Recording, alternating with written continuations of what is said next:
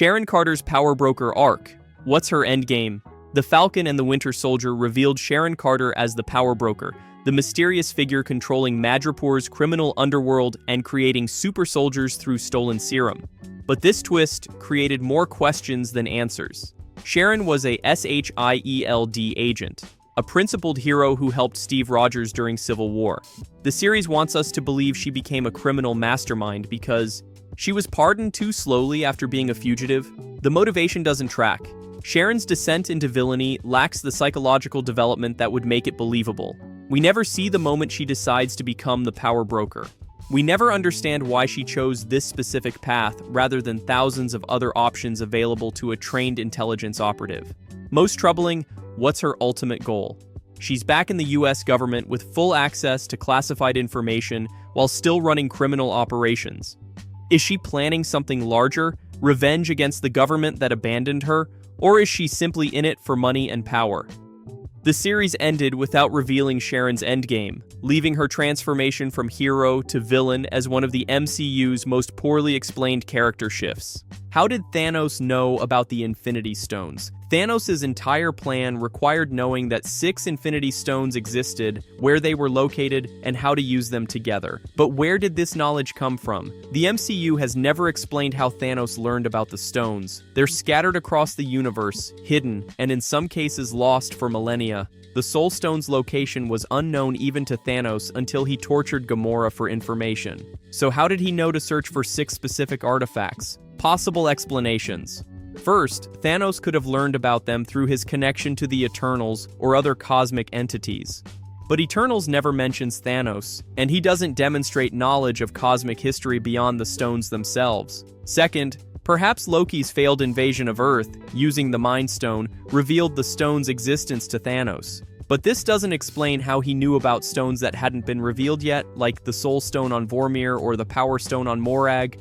Third, and most disturbing, the Ancient One knew about the stones and protected the Time Stone for centuries. What if there's a cosmic network of information about the stones, shared among powerful entities? What if Thanos' knowledge came from someone who wanted him to collect them? This mystery becomes more troubling in light of Kang's appearance. What if Thanos was manipulated into gathering the stones as part of a larger temporal plan? His genocide might have been engineered by entities playing a longer game than we realized. What really happened to Natasha's family? Black Widow revealed Natasha's backstory, including her time in the Red Room and her manufactured family with Alexei and Yelena. But the film raised more questions about her biological family than it answered. Who were Natasha's real parents? How did she end up in the Red Room? The film shows she was recruited as a child, but never explains the circumstances. Was she orphaned, kidnapped, sold by desperate parents? More troubling, the Red Room operated for decades, creating countless Black Widows through psychological conditioning and surgical sterilization. What happened to the other widows who didn't escape? Yelena freed many, but the film implies hundreds more exist across the world, now released from mind control but lacking support systems or purpose. The mystery extends to the program itself. Who funded the Red Room? Dreykov operated independently of the Russian government, suggesting private financing. Who would invest in creating an army of sterilized assassins, and what did they gain from this investment? Black Widow's ending freed the widows but never addressed where they would go or what they would become. An army of traumatized, highly trained killers suddenly released into society with no oversight or support. That's a global crisis waiting to happen. The Celestials' plan for Earth. Eternals revealed that Earth contains a developing Celestial named Tiamut, who would eventually emerge and destroy the planet as part of his birth. The Eternals stopped this emergence, but the film left crucial questions unanswered. Why did the Celestials allow the Eternals to interfere?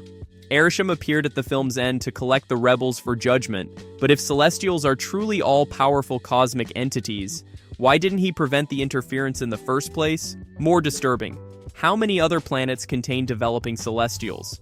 If Earth's population of 8 billion was barely sufficient to trigger Tiamut's emergence, and the blip delayed the emergence by 5 years, how many planets throughout the universe have been destroyed this way? The biggest mystery, what are Celestials ultimately building toward? They create life across the universe to birth more Celestials, who presumably create more life to birth more Celestials. It's a cosmic pyramid scheme with no apparent endgame beyond infinite reproduction. And if the Eternals stopped Earth's emergence, what happens to all those planets where the Eternals didn't rebel? Are billions of sentient beings dying throughout the universe to birth Celestials, and the MCU just accepts this as natural order? Where did Hulk go at the end of Age of Ultron? After Ultron's defeat, Bruce Banner flew a Quinjet into space and disappeared. He eventually landed on Sakaar and spent years there, but the film never explained why he chose exile over returning to Earth. Banner's departure appears to be self-imposed isolation driven by guilt over the Johannesburg rampage where Scarlet Witch manipulated him. But his solution was to steal military property and vanish without telling anyone where he went, leaving his teammates and romantic interests to assume he might be dead. The mystery deepens with Sakaar's time dilation. Banner experienced years on Sakaar while only weeks passed on Earth. Did he know about this temporal difference? Did he choose Sakaar specifically because time moves differently there, effectively allowing him to escape into the future? Most troubling, how did Banner navigate the Quinjet through a wormhole to Sakaar? The film implies he accidentally fell through the portal, but that's impossibly convenient. Did someone or something guide him there? Was his arrival on Sakaar orchestrated by the Grandmaster or other cosmic entities? Ragnarok treated Banner's presence on Sakaar as comedy relief, but never addressed why he abandoned Earth or how he survived years in the Hulk form without supplies, communication, or apparent plan for return. Nick Fury's secret. Spider-Man Far From Home revealed that Nick Fury was actually Talos the Skrull in disguise, while the real Fury was in space building some kind of station with other Skrulls. Secret Invasion expanded this, but never fully explained what Fury was building or why. The mystery runs deeper. How long had Fury been in space? The film implies he left shortly after Endgame, but careful viewers noticed inconsistencies in earlier films that suggest Talos might have been replacing Fury much earlier. What is Fury building in space? The series showed what appeared to be a Saber space station, but its purpose remains vague. Is it a defensive platform against cosmic threats? An evacuation point in case Earth becomes uninhabitable? A launching point for offensive operations against enemies we haven't met yet? Most troubling, who authorized this operation? Fury is working with Skrulls, but using whose resources? Who's funding this massive space construction project? The operation appears to be unauthorized by any government, suggesting Fury has access to resources and authority that even his SHIELD directorship wouldn't explain. What happened to Red Skull after Vormir? Captain America. The first Avenger showed Red Skull being teleported away by the Tesseract. Infinity War revealed he ended up on Vormir as the Soul Stone's guardian, cursed to guide others to the prize he could never claim. But Endgame created a new mystery. What happened to Red Skull after the Soul Stone was taken?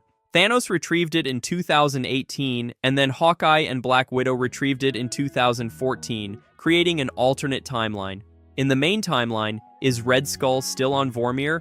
Is he free from his curse? Where would he go? Red Skull has been the Soul Stone's guardian for over 70 years. In that time, how many people came to Vormir? Did he witness dozens of sacrifices? Did anyone ever refuse to pay the price?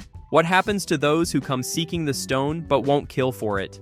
The bigger mystery, who cursed Red Skull to be the guardian? The Space Stone transported him there, but someone or something bound him to that role. Was it the Celestials, an earlier wielder of the Soul Stone, some cosmic force maintaining balance? And now that the stones are destroyed in the main timeline, is Red Skull finally free? Or is he trapped on Vormir for eternity, guarding a prize that no longer exists? The unsolved thread. These mysteries aren't oversights, they're narrative choices. The MCU deliberately leaves questions unanswered, creating space for future stories while maintaining the illusion that everything connects to a larger plan. But some mysteries feel less like setup for future reveals and more like abandoned plot threads that Marvel hopes we'll forget. Sharon Carter's transformation, the Ten Rings connection, Hulk's disappearance. These aren't mysterious because they're complex. They're mysterious because Marvel never bothered to explain them. The difference between good mystery and poor storytelling is whether the unanswered questions feel intentional or accidental. Some MCU mysteries enhance the universe by suggesting depth beyond what we see on screen. Others just feel like continuity errors wrapped in ambiguity. If this exploration of MCU's unsolved mysteries intrigued you, there's so much more to unpack. Subscribe for deeper dives into the questions Marvel doesn't want you asking. And let me know in the comments which mystery you think will never be answered. Because in the MCU, sometimes the most interesting stories are the ones they forgot to tell. The MCU has spent 15 years building an interconnected universe. But maybe the real story isn't what they connected. It's what they left dangling, hoping we wouldn't notice the threads that lead nowhere.